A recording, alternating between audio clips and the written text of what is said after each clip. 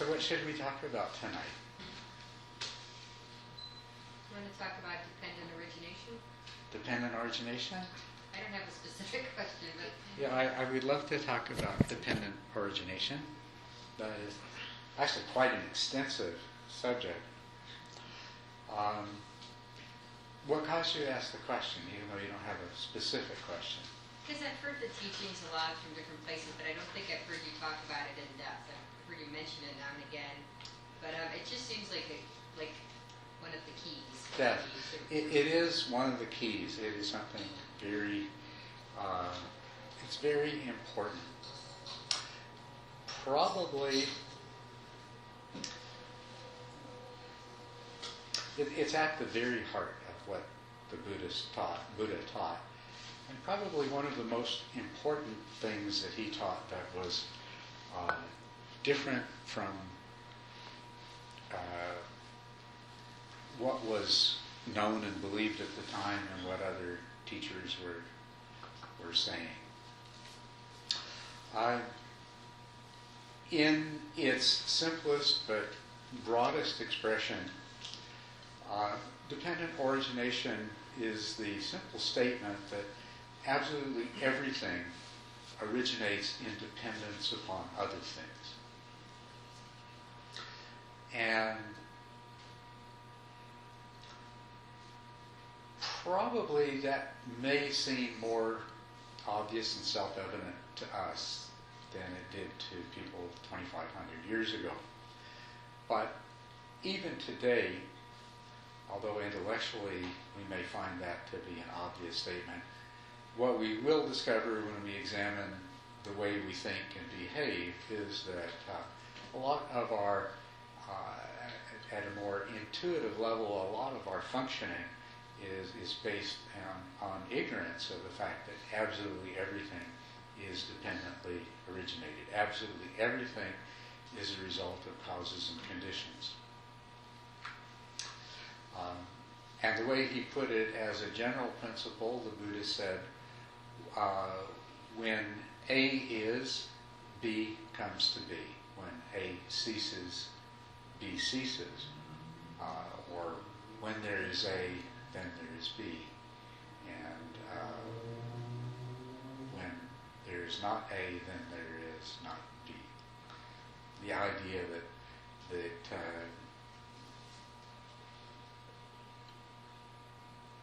that everything is the result of causes and conditions, and the reason it was stated in that particular way is to reinforce the recognition that when the causes and conditions cease, then that which is the result of those causes and conditions ceases as well. And notice when I said it just now, it had 4 parts to it, and 2 of them were temporally related to the coming into and going out of being, and the other 2 were stated in the present. When A exists, then B exists, and when A does not exist, then B does not exist. So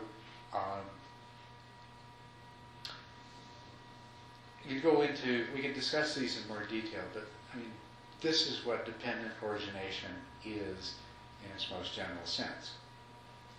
Its most global sense, its most all-pervading sense, is that there is absolutely nothing that is not caused, and the consequence of that is there is not anything at all that is permanent or eternal, because everything passes away when its causes cease to be.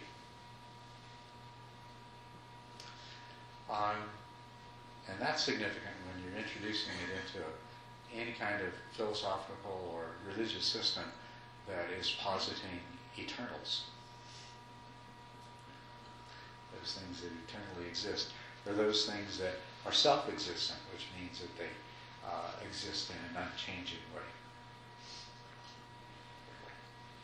The other thing, when you hear the term dependent origination with regard to the Buddha's teaching, is in reference to what is called the chain of dependent origination, or the links of dependent origination.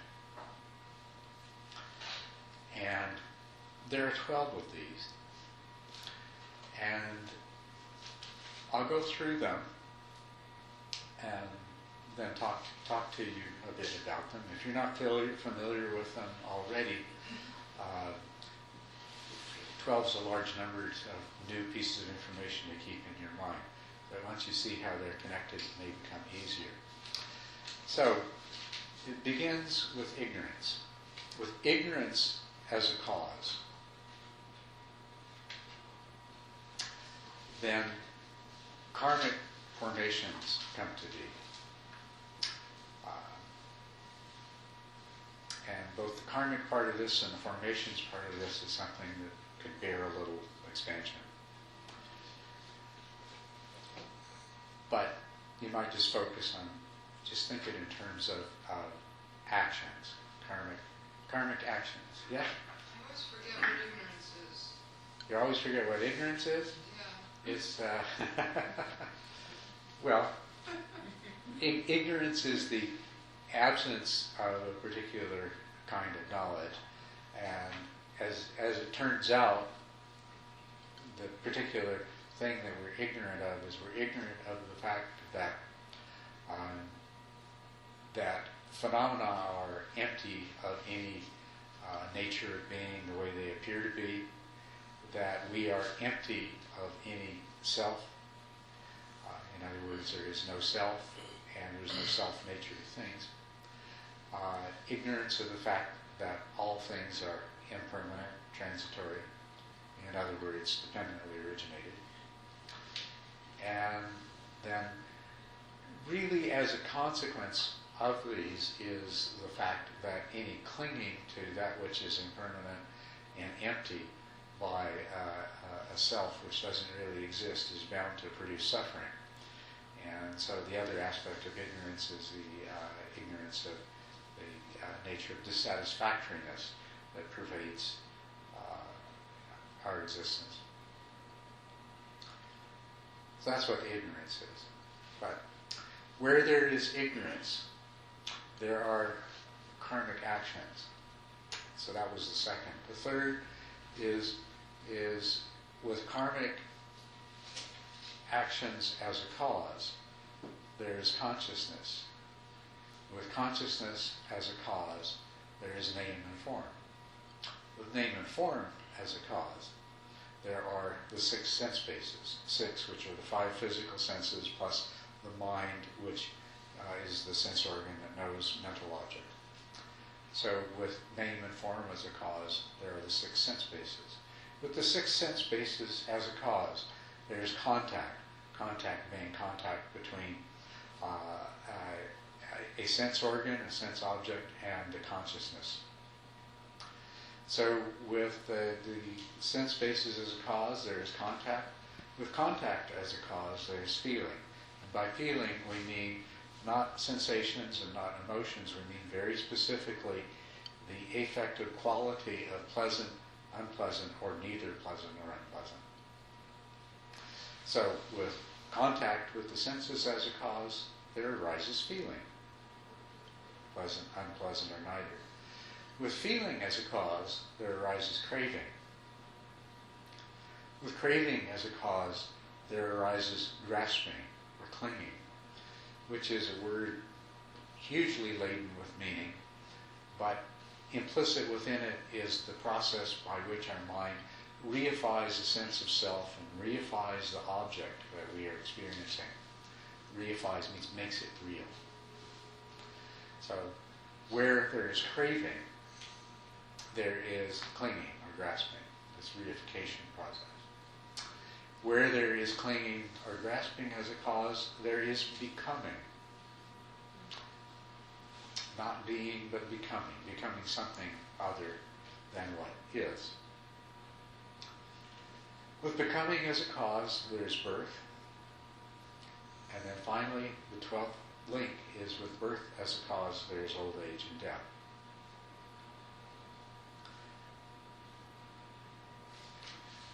Now,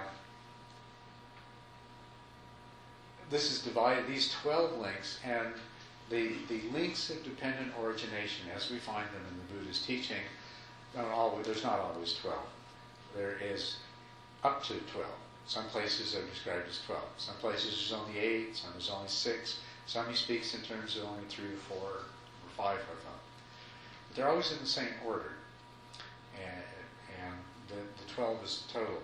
When we take the whole of 12, the first 2 are said to be referring to the past. The 8 in the middle are referring to what's happening in the present. And the last 2 are said to be referring to the future. So one way that you can look at this, perhaps the most simplistic and primitive way of looking at this, is that through ignorance, karmic actions were performed in a past life, as a result of which I am bound to the wheel of samsara, and so I am a conscious being experiencing name and form with sense organs through which I experience contact, pleasure and pain, craving, clinging, and becoming.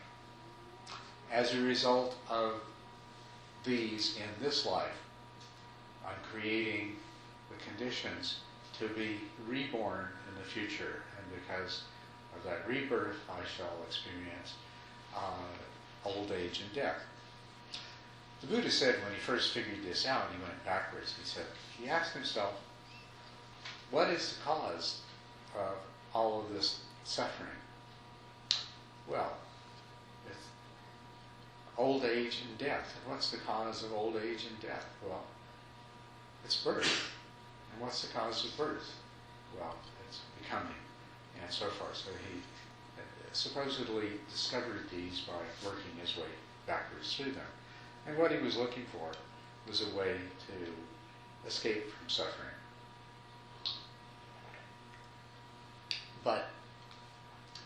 And it is at the heart of all of the Buddhist teachings, the concept of dependent origination. So I could speak in so many different directions, but what I'd like to do is just stay with the basic 12 links and the relationship to the more global concept, and see what the implications are for the rest of the teachings.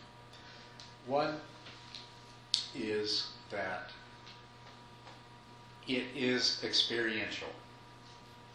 The Buddha, everything about the Buddha's teaching is having us take life, take our existence from an experiential point of view, entirely from an experiential point of view.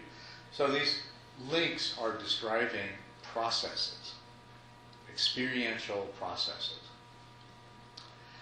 And if we look at those 8 in the middle, they can describe what's happening in each moment of our lives. They can be taken to describe what's happening in each circumstance of our lives that happens to arise. And there's many different circumstances we find ourselves in the course of a day. Can be taken to describe events as they unfold as a process over any given length of time, including an entire lifetime. They're very flexible in those terms. So the first two, ignorance and karmic formations, could be taken to refer to what happened yesterday or what happened just a second ago. And likewise, one of the more subtle teachings is that birth, old age, and death is not just describing that event that happens when our mother gives birth to us and that terminates when we draw our last breath and the aggregates begin to disintegrate. But that each morning when you wake up, you are reborn into the world, and the being that wakes up in the morning inherits inherits its own past, and that every night when you go to sleep is like a death. But also, each new experience, you're doing one thing, and that experience ends and a new experience begins. A new object of consciousness, a new situation to think about and deal with. You're reborn each time your life takes a different turn, which happens over and over again throughout the course of the day. The phone rings. You're doing one thing. The phone rings. And that's the beginning of a whole new episode, isn't it? And it will work its way through, and it will come to its own end. It will age, and it will cease, and it will be replaced by something new. And even moment to moment. So, dependent origination is describing the process that makes up our life at every level, from the momentary through our lifetime as a whole. And we've talked about these links in different ways, in many different ways, over the last few months. But let's narrow down on a certain group of these. That because of contact, there is feeling, pleasant or unpleasant. Because of pleasant or unpleasant, there's craving for more of the pleasant, less of the unpleasant. Because of craving, there is clinging. Our mind forms an idea of this as the cause of my pleasure, and the self as the experiencer of the pleasure. And the craving motivates us to obtain more of that pleasure. And so that leads to the becoming. So contact, feeling, craving, clinging, and becoming. What do you become? Most immediately, you become a self, an I, filled with desire for whatever the object is that is filling your consciousness in that moment. I want that. At the level of an instant, you see a chocolate chip oatmeal cookie, and you become an I wanting a cookie. Right? And this is repeating itself over and over again, constantly. So, in the other teachings that we've examined, we've seen how the Buddha taught that human existence is pervaded with dissatisfactoriness in one form or another, some so extreme that we would call it suffering, and some so mild that we would just describe it as being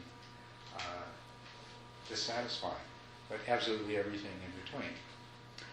And in the analysis of that, we discovered that pleasant and unpleasant are of two types.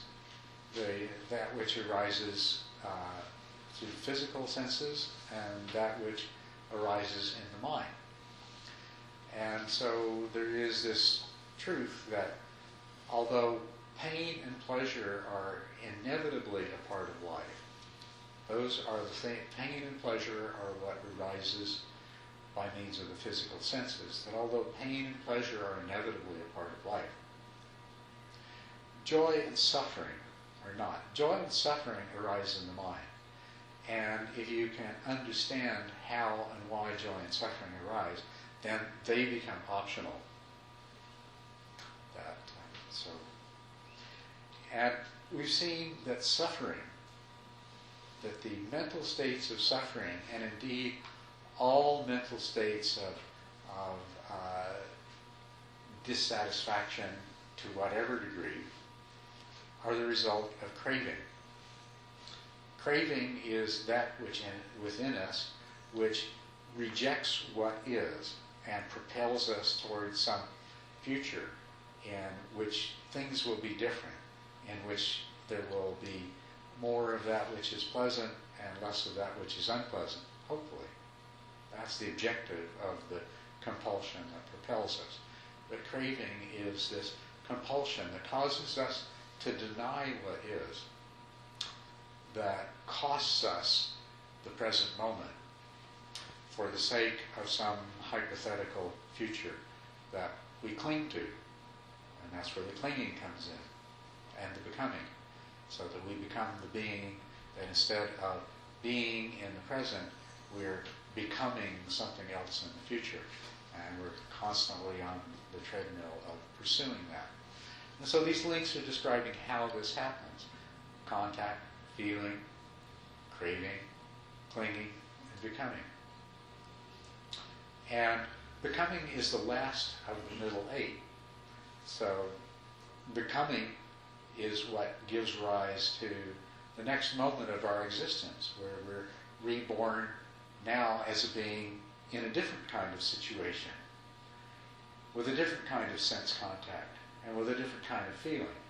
So this is the result of the becoming. Whatever it is that we said or did or even thought has generated a new being. Now, it's not completely linear, because sometimes the becoming one day is the result of something that manifests another day in the future. But we can always take whatever's manifesting in the present, and that we can see that it is the result of this process in the past. And so dependent origination is describing this continual process that makes our life what it is, that makes us what we are. Because in this new moment of being, there is consciousness. Now, and this is because when we make the basis of our discussion to be experiential, there can be no experience without consciousness, right? So there's consciousness. And where there's consciousness, there's name and form. There's the body and the mind. The name part, the mind part, this consists, as we've spoken before, of mental formations. That's our cumulative past experience. So, yes, we have sense organs. And when contact occurs, the kind of perception we have, the experience we have at that point in the process is determined by our previous mental formations. That determines what experience that we're going to have of this thing in the present moment, how we're going to perceive it. You meet a new person, you like them, you don't like them, you believe, you create an idea in your mind of what kind of person that they are. You know, this is all based on your past experience in mental formations. Every new experience is the perception that you have is going to be based on your past experiences. And likewise, the feeling that's generated, pleasant or unpleasant, is generated by your past experiences. So your mind reacts to this with craving, and the craving leads to clinging and becoming. So you see how this is a description of the ongoing process of your life, at whatever level you want to look at.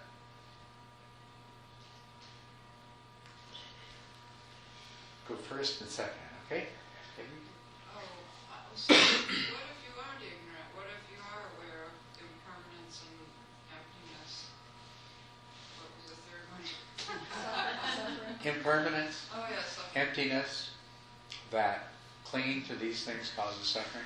Well, see, this is a wonderful question, and this is the whole point of the sequence of dependent origination, is to understand it so you can learn how to interrupt it, so you can bring it to an end. So, depending on how much wisdom that you have, and that's the opposite of ignorance, it's just wisdom. But if you have even just a little bit of wisdom, you might restrain yourself from saying and doing particular things. With a little bit more wisdom, you might observe the newly created mental formations that you are tending to identify with, and you might decline to identify with them. Okay, and so what you're doing here is you're directly altering the karmic process of what you're going to experience in the future by altering what you do and you say. If it was something unwholesome, you don't do it. Maybe instead you say or do something that is positive and beneficial. So wisdom can act at the last link of the chain and, of course, affect what happens prior to that.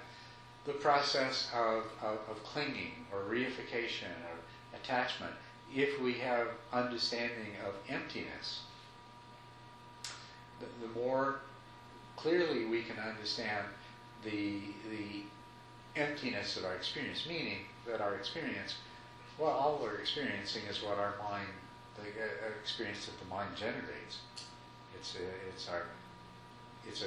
How we experience things is a projection of our mind. So we see that emptiness, and also if we have a good, clear understanding of the emptiness of ourself, that there's not really a self that is behind all of this, doing all of this, and having this happen to them, then this tends to overcome the clinging, the grasping. But most importantly, if we have completely uprooted the attachment to self, then we can uproot craving. And so when there is no ignorance, a Buddha has overcome ignorance and instead is possessed of wisdom. So that very first link does not lead to karmic formations. If we look at the middle eight, the process of what happens, a Buddha, while still alive and walking the earth, is conscious, has name and form, the sense bases are present, experiences contact, and as a result of contact, there is pleasure and pain. A Buddha has completely overcome craving. Craving is the cause of suffering, and the third noble truth is the truth of the overcoming of suffering by the cessation of craving. And the fourth truth was the Eightfold Path that leads to the cessation of craving and suffering. So the Buddha has accomplished that.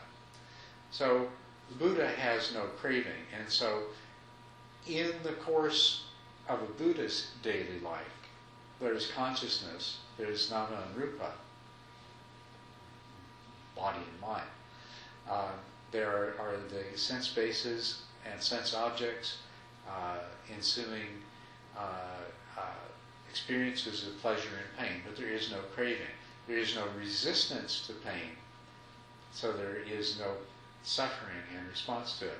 There is no clinging to pleasure, so pleasure happens without producing the dissatisfactoriness that comes from the fading of pleasure or the non-return of pleasure.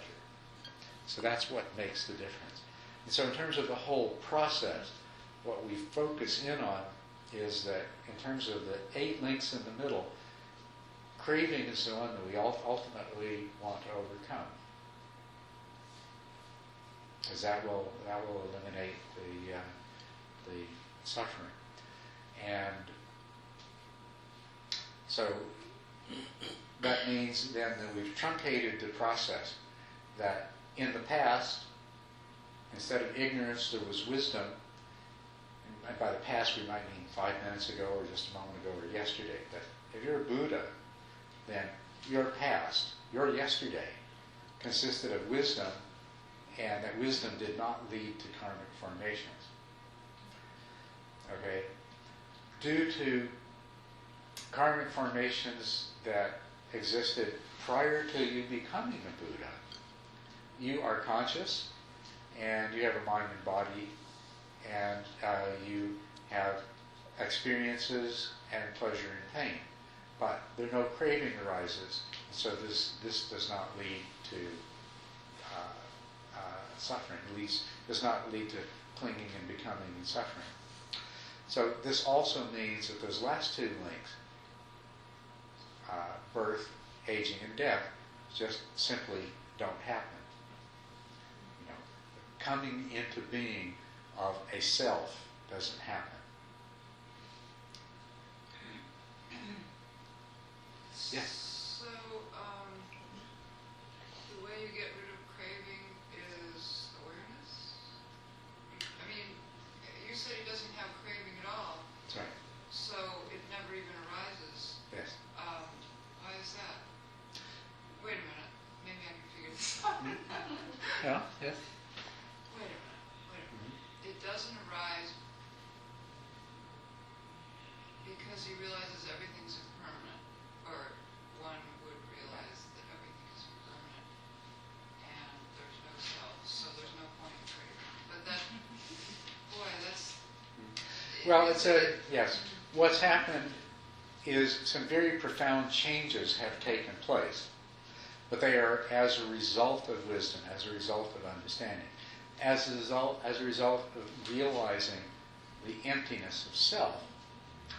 It has been possible to uproot craving, and so the mind of the Buddha no longer reacts to pleasure and pain through craving. Right?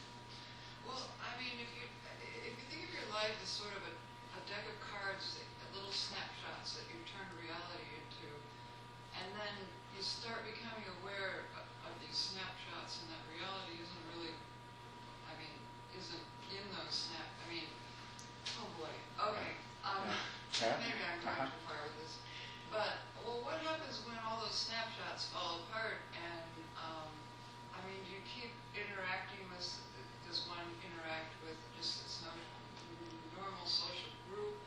I mean, it just seems to me that things sort of fall apart for a while, but I know that I've heard people say, you know, in the end the Buddha just sees a tree and it's a tree, but at some point you see the tree and it's, you know, it's changing all the time. I don't know what I just asked. Maybe you can repeat that.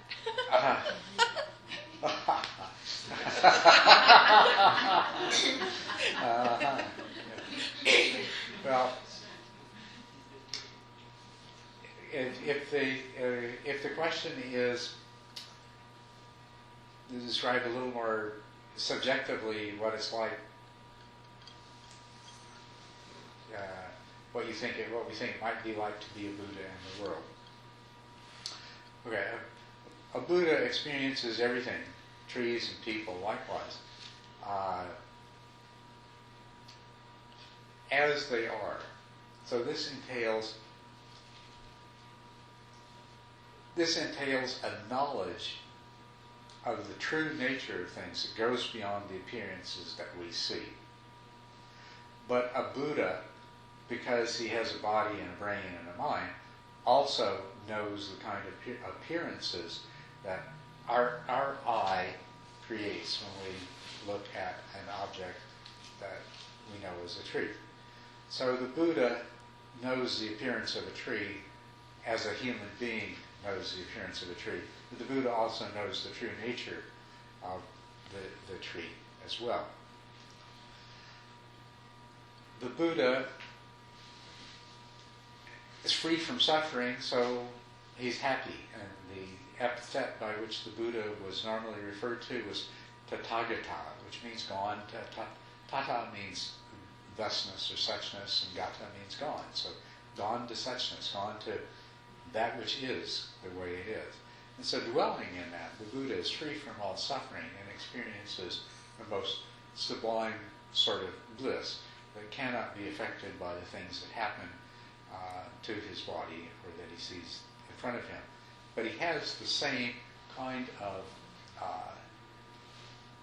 he knows the appearance of things the same way we know the appearance of things. So in that way it's the same.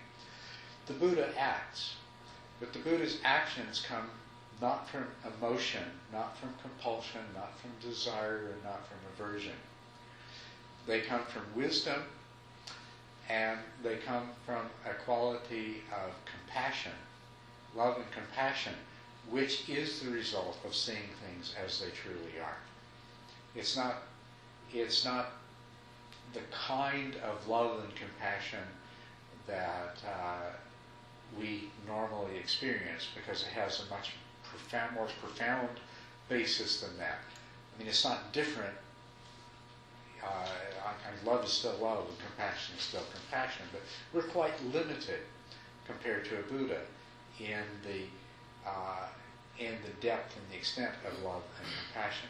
Love and compassion take the place of desire and aversion in motivating the Buddha. You know, people say, well, okay, there's no craving. Why does Buddha ever get out of bed in the morning? And that's the answer. Why does Buddha ever do anything? Why did the Buddha Siddhartha Gautama ever bother to teach? To go all that trouble, spend 45 years teaching. And love and compassion, that's the answer. And this is a love and compassion that is born of the knowledge of things as they truly are, of the true nature of reality. Okay? So that's why the Buddha does. What the Buddha does, motivated by this love and compassion, what the Buddha does then is based in wisdom. And so that's how a Buddha acts. So a Buddha would continue to interact with people. The Buddha, you know, he went home to visit his mother and his son and all of his other relatives, and he continued to have relationships with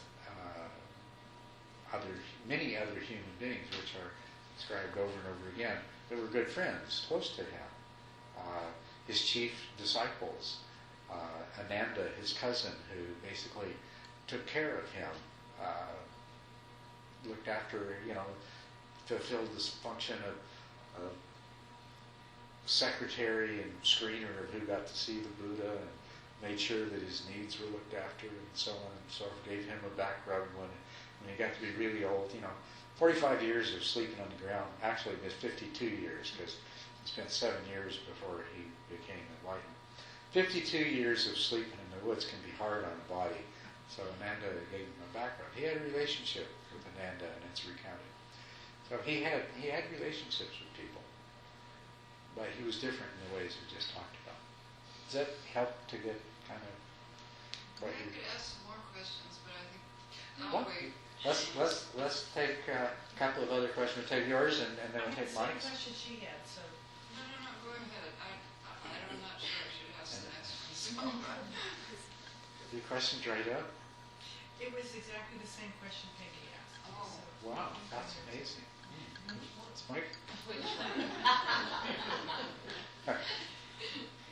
So the idea I had was is there a difference between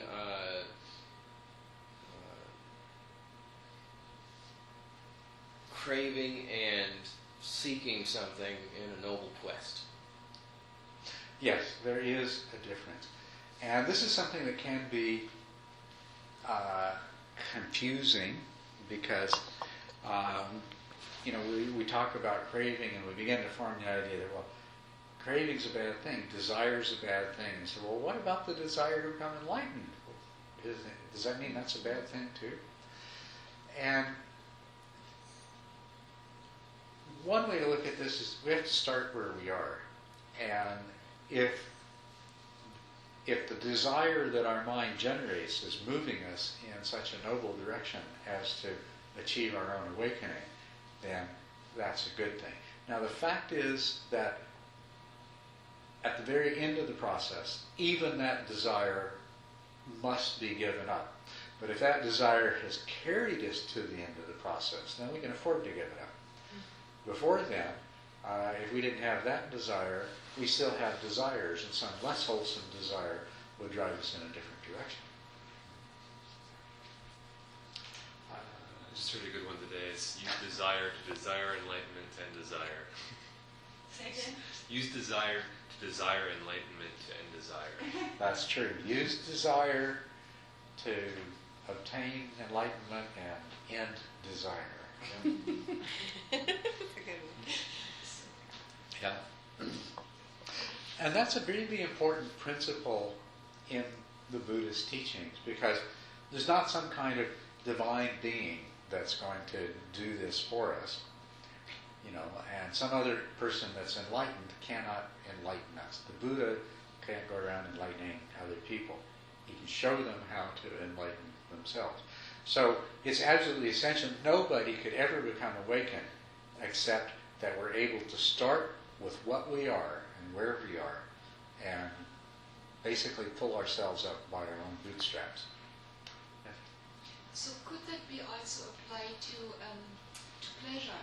Like you get pleasure as a gift, but you're not attached to that you need it for your happiness, but you enjoy it, and the craving stops in the moment you enjoy it. When it passes, and you move on, right? That's right. Yes. But you still enjoy it. That's right. Pleasure does not cease. Buddhas experience pleasure and pain, but without attachment to it. Yeah. So.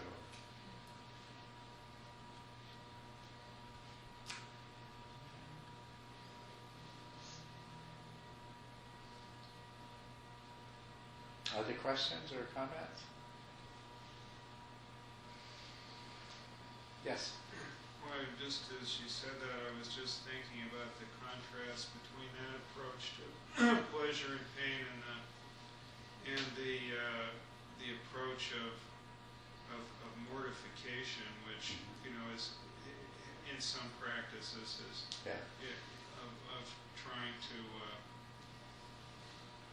trying to somehow kill or punish the attachment, which this seems like a diametrically opposed way of looking at it. Yes, it is a completely different way. Do you repeat the question? To repeat the question, you said that this sounds like a very different way than mortification, which some practices involve mortification. It's a completely different way of dealing with suffering. And the Buddha did that. For 5 years, he engaged in extreme austerities with much mortification of the body. Because he was trying out the teachings of some schools that taught that as the path. There was one school that essentially believed that all action of any kind was ultimately harmful. Everything that you did caused some sort of destruction or death. Every step you took, every breath you took. And so, therefore, according to that system of belief, there was no such thing as good karma. But any karma was bad karma because it caused suffering to something or another. And so the ideal was to do nothing at all. And as a matter of fact, the ideal of that tradition was to starve to death. Pretty bizarre. And then there was another tradition that was, I think, a bit different than that, also quite extreme. But the idea was that to overcome suffering, that the way to overcome suffering was to keep exposing yourself to so much pain that eventually the mind gave up its clinging and you no longer suffered. And so this led to practices of doing things that were extremely painful to the body, standing on one leg for many hours, staring at the sun, which actually can cause total blindness if you do it for very long, going without water, going without food, sleeping on sharp shards of broken pottery, all kinds of different things to put yourself constantly in a state of pain with the idea that at some point the mind is going to transcend pain, transcend suffering. And the Buddha, after his enlightenment, his very first teaching, which was to 5 fellow ascetics that he had lived with and practiced with for several years. And of course, at first they didn't want anything to do with him. They saw him coming and they said, Gautama, he's been eating and taking it easy, and, bathing, and we'll pretend he isn't there and not talk to him. But they couldn't resist. They had to invite him to sit down and talk. The very first thing he told them is that he came to teach them the middle way between indulgence and between austerities. So this is a very different approach. The opposite approach to mortification of the flesh would be total indulgence. So this is a way in between where you overcome craving.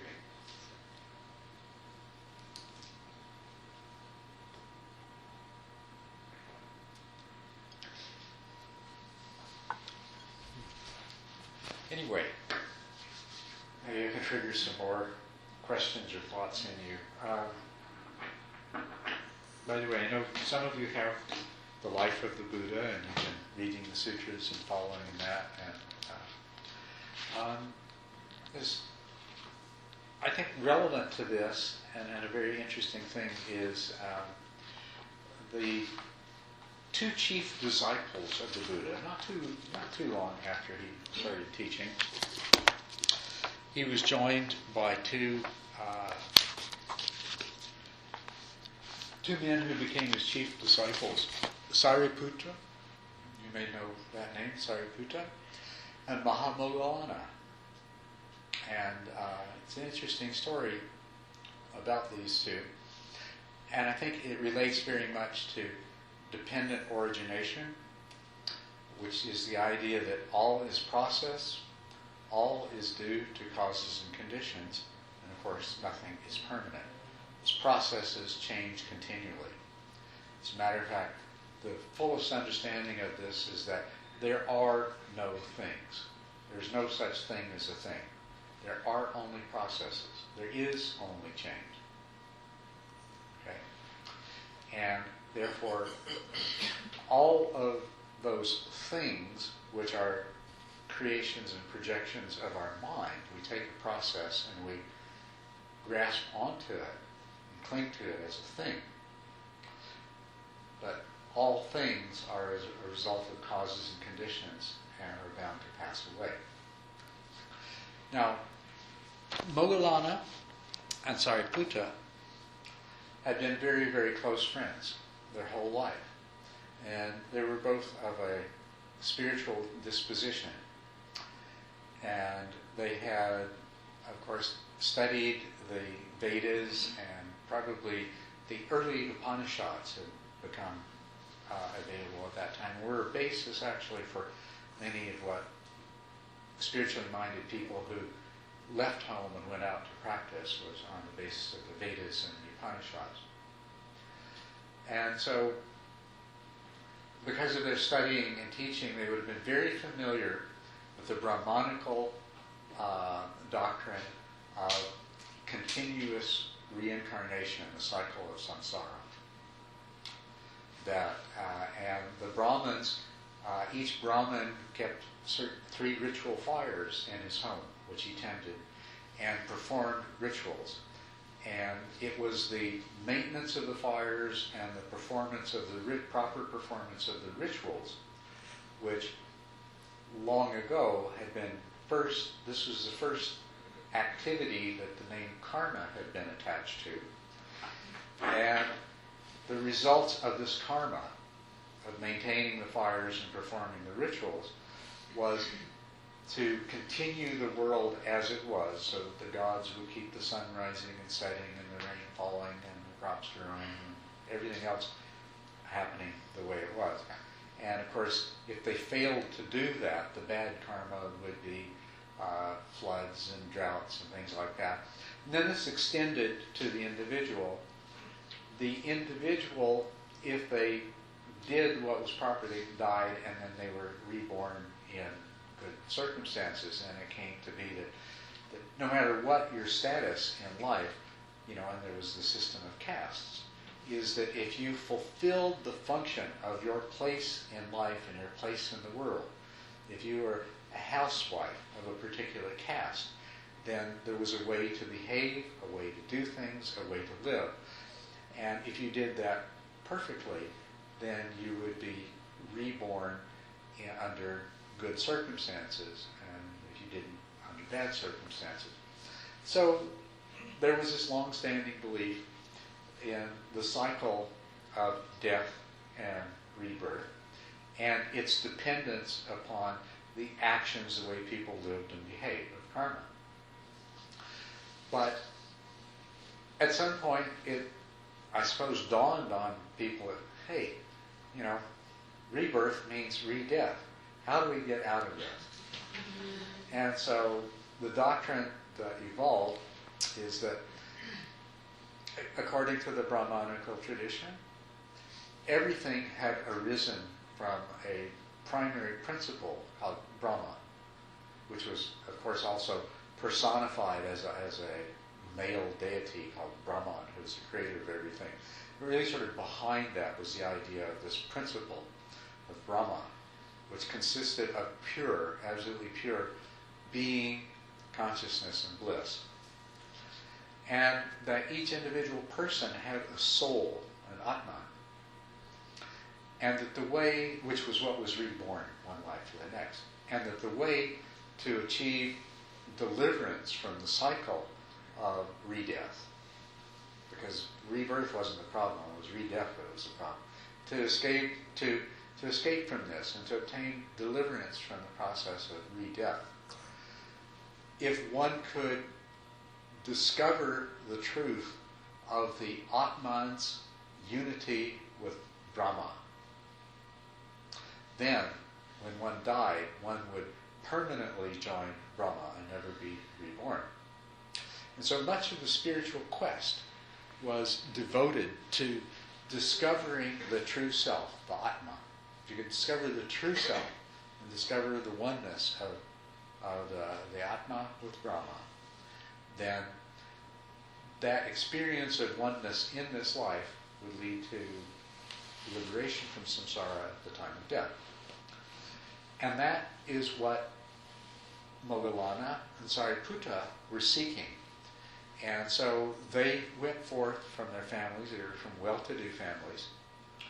And as a matter of fact, their parents, Sariputta's mother, never forgave them until the day she died for going off and becoming an ascetic. But they went off in pursuit of this holy quest to discover the self and to achieve liberation. And they made a pact that if either one of them succeeded in discovering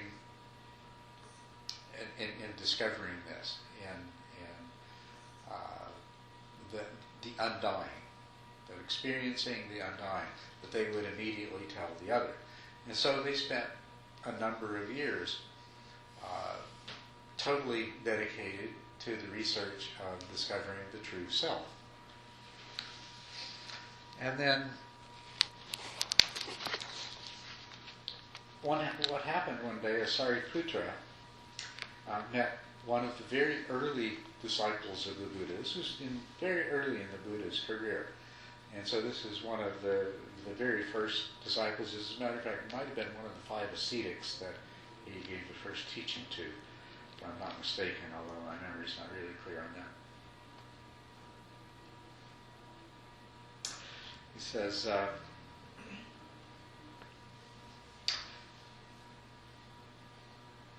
it was the Venerable Asaji was the monk that Sariputta saw.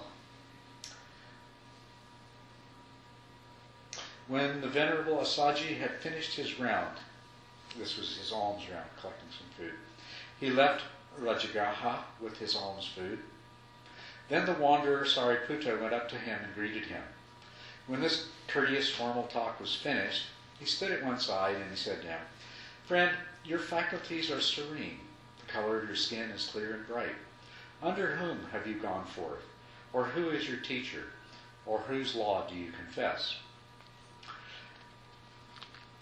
And Asaji responded, "There is the great monk, friend, the son of the Sakyans, who went forth from a Sakyan clan. I have gone forth under that blessed one. He is my teacher. It is that blessed one's law that I confess. But what does the Venerable One's teacher say? What does he tell? Well, I've only recently gone forth, friend. I've only just come to this law and discipline. I cannot teach you the law in detail. Still, I will tell you its meaning in brief. Then Sariputta said, So be it, friend. Say much or little as it suits you. Tell me but the meaning now, for I need no more than the meaning, with no thought of details yet. And the Venerable Saji told the wanderer Sariputta this sketch of the law. The perfect one has told the cause of causally arisen things. Recognize that? And what brings their cessation, too. Such is the doctrine preached by the great monk. Now, when the wanderer Sariputta heard this statement of the law, the spotless, immaculate vision of the Dhamma arose in him. All that is subject to arising is subject to cessation. This is the truth. Even if that were all, you have attained the state where there is no sorrow. That we are for many times 10,000 ages have let pass by unseen. So then Sariputta, the wanderer, went to his friend Moggallana, the wanderer. Moggallana, the wanderer, saw him coming. He said, Your faculties are serene, friend. The color of your skin is clear and bright. Is it possible that you have found the deathless? Yes, friend, I have found the deathless. But how did you find it, friend? Sariputta, the wanderer, told what had happened. When Moggallana, the wanderer, heard that statement of the law, the perfect one has told the cause of causally arisen things, and what brings their cessation too. Such is the doctrine preached by the great monk. Then the spotless, immaculate vision of the Dhamma arose in him. All that is subject to arising is subject to cessation. And so they were awoken very simply. And you might look at that and say, my God. Wish I could wake up that easy. But you see, the important thing is all of the time that they had spent searching for the self, the discovery of which was going to achieve for them the union with the divine Brahma. And what had they found in all those years of searching? Make a guess. What? That's right. No self, no matter where they look. Nope, no self there. Nope, nothing, nada. Not this, not that. Nope, not here, not there. Nope. They've actually been doing a wonderful practice, which all they needed was somebody to come along and say just the right thing, and they realized, oh yeah, of course. We've had it all along. Hmm? We've had it all along. That's right, we've had it all along. That's exactly what he said. We've had it all along. That we for many times 10,000 ages have let pass by unseen. Exactly. So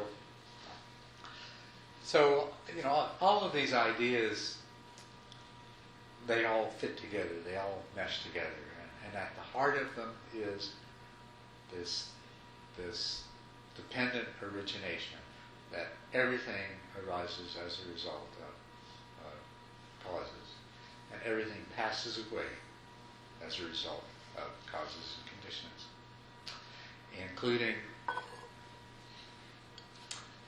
all of those things that we might attach to as being a self of any sort. And so if you have put that much effort and that much time into examining, looking for the Atma in yourself, in others, in the universe at large, then you've prepared the mind, you've made it ready, and all it needs is the final clue to have it all come together in the right way. And then these two came to be the chief disciples of the Buddha, and wonderful teachers, both of them. Many of the suttas actually are spoken by Sariputta or Moggallana. The Heart Sutra. The Heart Sutra, isn't it? The Heart Sutra. Well, the Heart Sutra, That's spoken. yes, as a matter of fact. Yeah.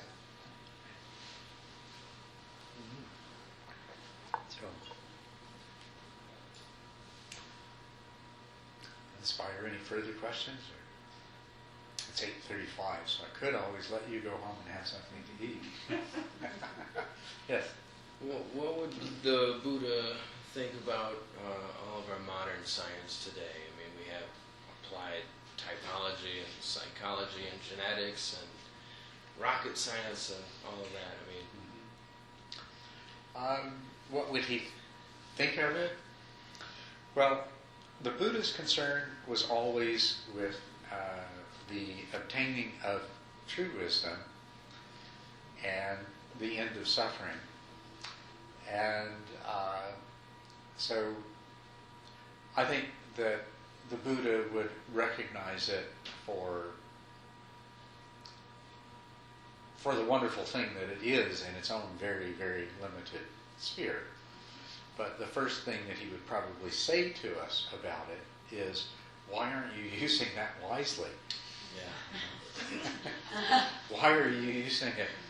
Why have you put all of this power to the use of desire and aversion, of greed and hatred? And because that's what we've done. It's just we've turned it entirely to the purposes of greed and hatred. And so I think that's the very first thing that he would point out to us. And he would perhaps point out to the scientists who are seeking ultimate answers through understanding the material universe. I think he'd point out these very basic things that he taught to everyone else. And I think they might catch on to them really quickly, too. I think if the Buddha came and taught modern scientists, they'd get the Dharma right away. But I think he would want everyone to be aware that wisdom is more important, infinitely more valuable than scientific knowledge. And that through obtaining wisdom, that scientific knowledge could be put to the use of easing the pain that is an inevitable part of being born in the form that